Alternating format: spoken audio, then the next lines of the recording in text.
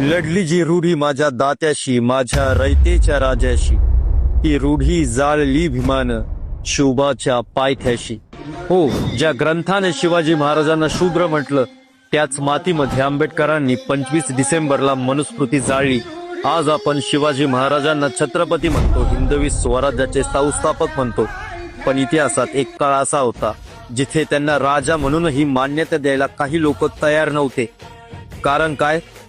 कारण एक ग्रंथ, आणि तो ग्रंथ म्हणजे मनुस्मृती, ज्याने समाजाला माणूस म्हणून नाही तर जात म्हणून पाहिलं. त्याच ग्रंथात शिवाजी महाराजांसारख्या पराक्रमी योद्ध्यालाही शूद्र ठरवलं गेलं. मग म्हणून काय झालं? त्यांना राजा मान्य केलं गेलं नाही. त्यांचा राज्याभिषेक हा थांबवला गेला. अपमान झाला, अवहेलना झाली. ते क्षत्रिय नाही, ते योग्य नाही, अशा शब्दांनी स्वराज्याच्या राजाला जातीय चौकटीत अडवण्याचा प्रयत्न झाला. पण शिवाजी महाराज कोणाच्या प्रमाणपत्रावर राजा नव्हते.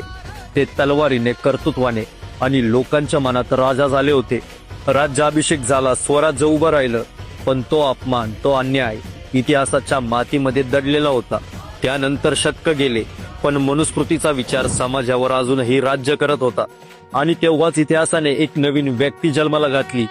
ते व्यक्ती म्हणजे डॉक्टर बाबासाहेब आंबेडकर, ज्यांनी विचारलं, जर हा ग्रंथ माणसाला माणूस मानत नसेल तर तो ग्रंथ जिवंत राहण्याचा हक्क कस काय ठेवतो? त्यानंतर 25 डिसेंबर 1927 महाड. डॉक्टर बाबासाहेब आंबेडकर हातात मशाल घेऊन उभे राहिले आणि त्यांनी मनुस्मृती ही जाळली. ही आग कागदाची नव्हती, ही आग होती अन्यायाविरुद्ध, अपमानाविरुद्ध, शिवाजी महाराजांसारख्या इतिहासातील प्रत्येक शूद्र ठरवलेल्या माणसासाठी. ज्या मातीत शिवाजी महाराजांचा राज्याभिषेक झाला, त्याच महाराष्ट्राच्या मातीत मनुस्मृती ही जाळली गेली. मित्रांनो, हा योगायोग नव्हता, हे इतिहासाचं उत्तर होतं. शिवाजी महाराजांनी तलवारीने अन्याय मोडला आणि बाबासाहेबांनी विचारांनी. म्हणूनच शिवाजी महाराज आणि डॉक्टर बाबासाहेब आंबेडकर हे दोन वेगळे इतिहास नाहीत.